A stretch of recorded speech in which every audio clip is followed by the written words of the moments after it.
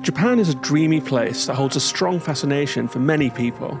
It has a grand history, with vast temples and humble Shinto shrines, deep forests and thick bamboo groves, and rains of pink sakura petals framed by majestic torii gates. It has a sense of busyness and industry, but also deep tranquility of a certain refined kind. And this is a country that also holds a deep fascination for gamers, so it makes perfect sense as a location for the long-running Assassin's Creed series. This is a series of games that's famous for its virtual tourism through sprawling, detailed worlds, as much as it is for its stealth gameplay.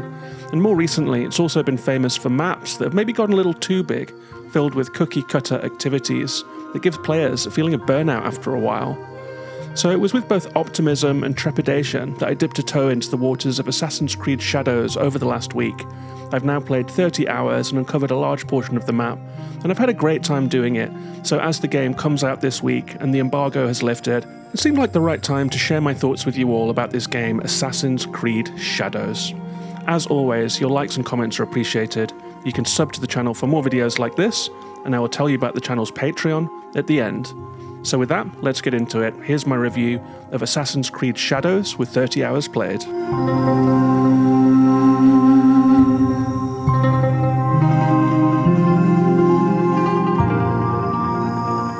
Assassin's Creed Shadows is set in the feudal era of 16th century Japan. It was a time when Lord Oda Nobunaga's armies were sweeping across the country.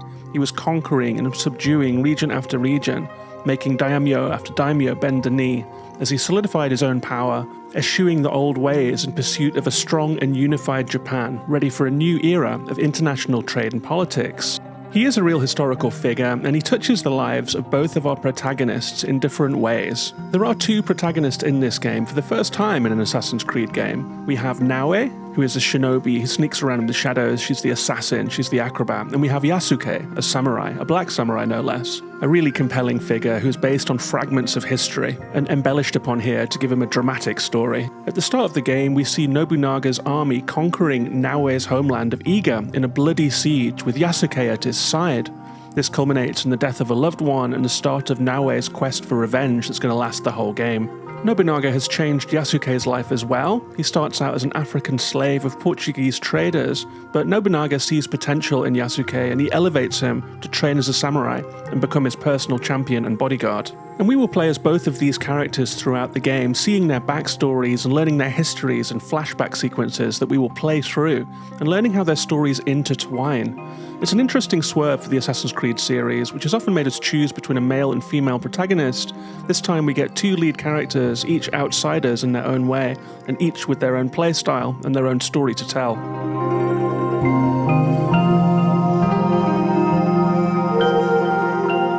In fact, this game actually does start with a huge dump of story and quite a lot of cutscenes, a little too much I would say. I was really dying to dive into the action as I was watching all of these cutscenes and learning about the characters, and playing through story missions that were set in frustratingly narrow play corridors. But I will say that later, after 30 hours of gameplay where I am now, and a lot of running around in this beautiful open world, I have refined my early opinion just a little. So if you play through the start of the game and you're thinking there's way too much story, it is annoying at the time, but I think it did its job in the end of making me feel invested in each of our two protagonists, which has come to be more important as the game wears on. You know, I'm invested in them, I want to know their stories, and I feel that I understand who they are, so even though the intro is slow, it does serve that purpose. But before long, we are released into the open world, playing as Naoe. We don't yet have access to Yasuke as a playable character, but that will come down the line. And Naoe is a really compelling protagonist, actually. She's a fast, acrobatic shinobi. She's a deadly assassin. She sneaks through the shadows. She can climb anything. And when she's in shadow, she's invisible to the enemies until they are right next to her. She has eagle vision, a mode where you can flip and the world comes into a grayscale relief. Enemies are red, you can see them through walls and tag them. You can also see where chests are, and you can see where resources are highlighted as well. I think it's an improvement on the bird scouting system of Odyssey and Valhalla. It just speeds things up a little bit. You can tag enemies without having to, play as a bird and fly around a lot. So once you've tagged up your enemies, you can start to plan your route through each camp or castle in that really satisfying Assassin's Creed game loop. You have small encampments that just have a few fences and a few guards, but the enemies are often laid out to form a puzzle, like how can you take out one who is looking directly at another, so you have to use distraction and all of those classic stealth tricks to work your way through each camp. There are also larger castles that have more going on. They have different layers of security. There'll be an outer area with guardhouses where you can just walk around, but then there's an inner castle yard, guarded of course, with different buildings inside. And then of course there is the palace, the inner sanctum, where there are less guards, but there are more servants that will scream and draw attention if you alarm them. The big castles also have several samurai that you have to take out in order to access a legendary chest in the highest tower, usually containing some sweet loot like a legendary weapon. But there are major and minor chests dotted through all areas of each castle and encampment with resources, weapons, outfits, talismans, and so forth. And this is addictive to me. I really like this looting gameplay. It gives you a good excuse to spend time looking in all the corners of each castle. I would say the game starts off quite tricky on the base difficulty. Naue isn't exactly a powerhouse at first, so you can't really break stealth at the start of the game. But as you level up and get more powerful, you get less fearful of it and more able to engage in open combat and fight your way out of scrapes. And if it gets too much, you can always use Naue's handy grappling hooks. You can just throw it up into the air when you're near a building and escape over the rooftops, heal up, and then sneak back to finish the job. So leveling up quickly is all important in this game, and there are several ways to do that. There is base XP, which increases all your stats as you level up. There are several skill trees to master, and they unlock gradually as you attain knowledge points, which are rewarded for honouring and exploring shrines. Something I really like about this game is the lost pages. When you arrive at a major shrine complex, you can use your eagle vision to look around, and you can see lost pages, little dots that will appear in the corner of your eye in strange places, like up a tree on a branch, at the top of a temple, or in the middle of a pond. If you collect them all, you're rewarded a knowledge point. And I think that's a really good way to get us to spend time in these beautiful shrines, with some gameplay implications too. But as well as knowledge points to unlock the skill trees, you also need mastery points to actually attain each skill, and these are gained by completing missions of all kinds. You can unlock tool skills like the shuriken and the kunai throwing knives, throwing two at once or getting direct critical hits. There is a tree for assassin skills like double assassinations and leaping assassinations, and the really cool samurai ability of stabbing someone's silhouette through a paper wall. There are also trees for your different weapons like your katana sword, your tanto dagger, a chain weapon called a kusarigama, and some of them are passive unlocks like increased bleed, damage, status effects, staggering, etc. But some are special attacks like chaining strikes or beheading someone or deploying a cool area of effect attack. These have cooldowns or they run on your adrenaline meter, so they really do change combat and they offer some welcome depth and variety. Unlocking a new skill of this type can really change the way that you play and give you some really cool, powerful attacks. Each weapon also has its own moveset and playstyle, and I think that does a great service to the game, because if you're playing for, 30, 40, 50 hours, it could get stale. So I encourage players to try out the weapons they don't like immediately and see if they can explore those different playstyles and change things up. But after carrying out a bit of Naue's story and taking out a few people and getting on the trail of revenge that she's on, we finally get to play as Yasuke, and he's a very different proposition. He is huge, he's heavy, he's a brutal warrior. He can't climb and dodge and sprint like Naue, but he can run straight through wooden doors, smashing them open, and his every strike takes off huge chunks of each enemy's health. It took a while to get accustomed to him after playing as the nimble Naue for 10 hours, but once you do, he's a real powerhouse. He can wield different weapons like a spear, a club, a tanto rifle, and after we play his backstory, which charts his path from slave to honoured legendary samurai, we hit a point in the game where you can just choose freely who you want to play as. You can flick between Naue and Yasuke as you wish, and sometimes the story demands that you play as one or the other, but I spent most of my time playing as Naue, as she is so fast and nimble. She does feel better to play as in most circumstances, especially in exploration when you're scaling buildings a lot of the time and trying to move quickly through the streets. But there are times when tanking your way through camps as Yasuke does feel awesome, and I was quite impressed by how different the characters feel. Yasuke's footsteps feel heavier, the camera moves differently when he runs, people bow to him when he passes instead of saying "go away girl" like they do to Naue, and while Naue can leap gracefully from rooftop to rooftop, Yakusei struggles to keep his balance when he's climbing. He makes alarm sounds, he puts his arms out like he's a kid walking across a branch, and while Naue does these graceful dives from high places, Yasuke just throws himself down like a sack of potatoes, really. It's a really fun contrast all round, and I think that's one of the game's good innovations. And the quest will take you all across Japan. You will scale towers and mountains to view the area in that classic helicopter shot.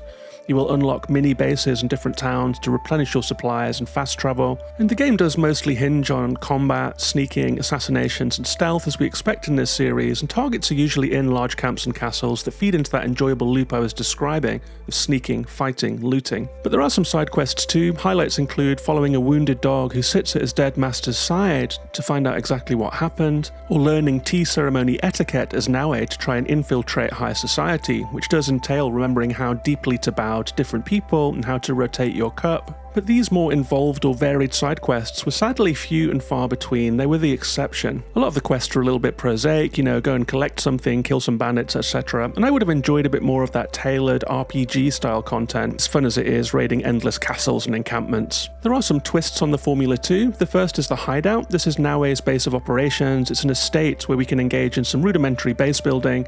And weirdly, the frame rate tanks here, at least pre-release, maybe it will be patched out, but the frame rate halves from a really smooth 60 on performance mode to 30 here, which is very jarring on the eye. But in the Hideout, you start off with one building in a large field, and as you gather resources out in the world, you can build things. You can build a forge, a planning room, an art gallery, etc., some of which have minor gameplay implications, like adding buffs to your weapons or powering up your preferred outfit or loadout, etc. But it is all a little bit simple. It's not a high point, that's for sure. I think I'd have rather just had it be like the bar in Jedi Survivor. When you find people, a new floor or a new room opens up.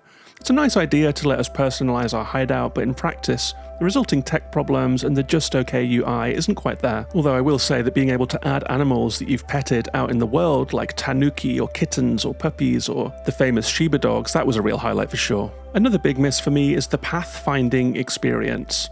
This is the default map mode, and it's a strange rework of how you attain map markers. It's kind of an obfuscation of the basic Assassin's Creed gameplay. It involves being given directions to find your targets, and having to deploy scouts on the map to attain a pin. You don't get a precise location, it's like east of the dock but south of the castle, and I'm going to be blunt here, this is pretty terrible. It just means you end up wandering in circles in the same few streets, hoping to stumble over who you're looking for. I switched to guided exploration mode immediately, ignoring the warning that said that's not the intended way to play, and I got my simple, crisp, traditional map markers that I could run to and take someone out. I think whatever they were trying to do here is a bit of a failure, to be frank, and I would be very curious to hear from anyone who actually enjoyed the pathfinding mode. It really slows the game down, and it significantly lengthens playtime in an already giant game, and once I turned it off, I never looked back.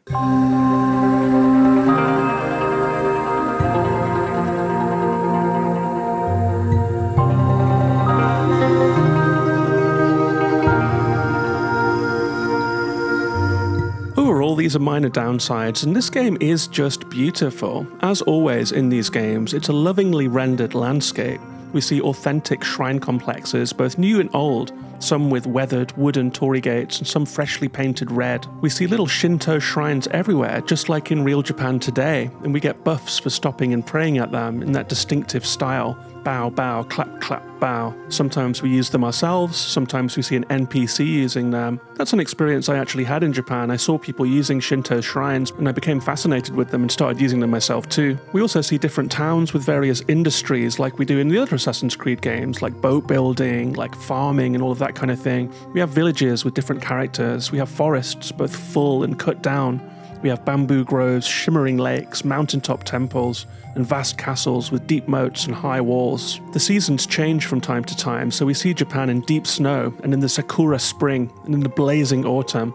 There's mist and rain and swirling leaves, birds that take off as we approach, moments where you stop to sketch wildlife, and characters who fill us in on all aspects of Japanese culture of the time. There's also a deep codex that fills itself out as you explore. You focus on certain areas and you'll learn about them. So this game is also a substantial resource in that regard. It's virtual tourism at its absolute best. It's well researched and it's visually simply stunning and immersive too. So as well as all of that busyness of the story and the saga and the gameplay, there is tranquility to be found here too, which, as I said in the intro, is the essence of Japan to me.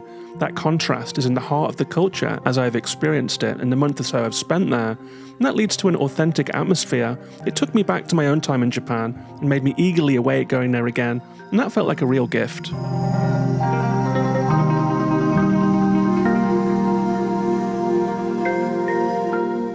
So to round out this video with the good things and the bad things about the game, the good things, the visuals are just stunning. You have to mention them up top. The light, fog, rain, weather, the swirling leaves and animals, the changing seasons. It's a real vision, and it's much more than ornamental. If you are immersed in the way that a world looks and sounds and feels, then you're happy to play for a longer time. So it's more than just a visual embellishment. It's actually a reason to keep you playing. It's a motivating factor to see what lies over the next hill. I think it really elevates the game in a meaningful way. I also really like the dual protagonists. Naoe and Yasuke are a fun contrast. I like how the world reacted differently when I was playing as each one of them, and moving through the world felt different.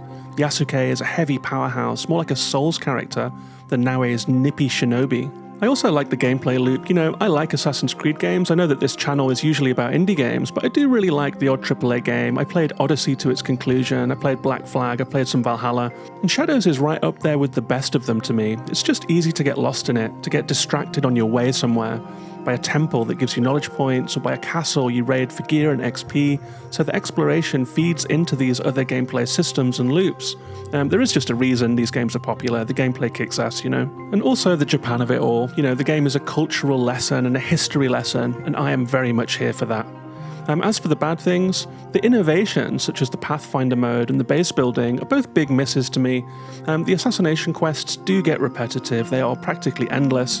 There is a pyramid scheme feel to them where you have to kill 8 people to get access to one who is in another circle of 8 people to get access to your ultimate target. It is a little bit tiring. It's like the game wants you to play for tens of hours longer than it really needs to tell its story, and the systems are spread a little thin over that time. I don't think this is a good game to binge. I think it's a game that if you play too much of it in one sitting, you will start to feel burned out. So, you know, a few hours at a time is good for this one, I think. There is also a lot of dense forest on this map. It's hard to explore. It's so dense that if you get lost, you can spend minutes with a screen full of blurry leaves just trying to find your way back to the road. That was a bit weird for me. And it sometimes uses Western rock and roll music in battle, which I found really jarring and immersion breaking, given how authentic to Japan everything else is. And finally, this is one that Assassin's Creed fans will be mad with me for, but I wish that Ubisoft would kind of give up on the pretense that the Animus stuff really matters at all to these games. These are just historical open-world stealth games, so I really wish that we could just cut the crap, cut all the Animus stuff, the plot throughout the centuries, the sci-fi aspect.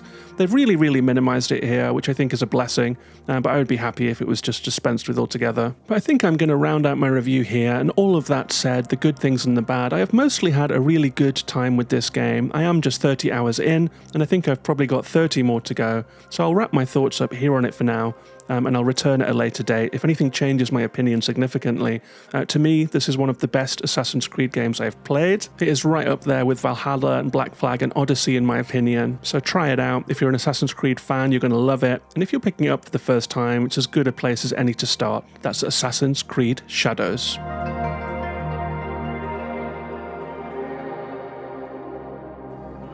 And if you have watched this far all the way to the end of the video, I'd like to say thank you, but I'd also like to ask you to become a patron of this channel. This is a patron-supported channel. I was a games industry layoff last year, and this channel is one of my ways of trying to move forward from that. I love making videos for you all, and from as little as $1 a month, you can support me in doing that at patreon.com/gaminginthewild. I have over 100 patrons there. The number keeps ticking up, and it makes me able to give more and more time to content creation, making podcasts and videos like this one for all of you. So for the price of a coffee a month, you can support me and help this channel to grow. It's patreon.com/gaminginthewild. Patrons Shy Guy and Hollow.